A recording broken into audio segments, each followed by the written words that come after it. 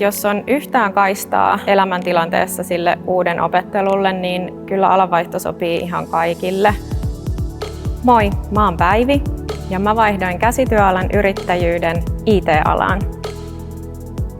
Mulla tuli sellainen vahva tunne, että on aika oppia jotain ihan uutta ja erilaista, haastaa itseä. Sitten mä löysin Mimmit koodaa -verkoston ja tein koodailuharjoituksia ja ne vei mennessään.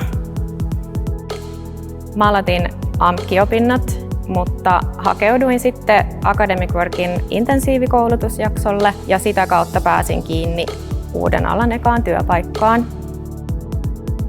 Nykyisessä työssä fokus on kokonaan IAMissa. Mä teen prosessien kanssa töitä, sidosryhmäyhteistyötä paljon ja oon mukana järjestelmien käyttövaltuushallinnan suunnittelussa.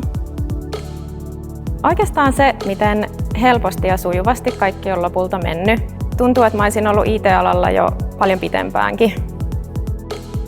Kysele, ole utelias, pyri löytää sen alan asiantuntijoita ja juttele heidän kanssaan.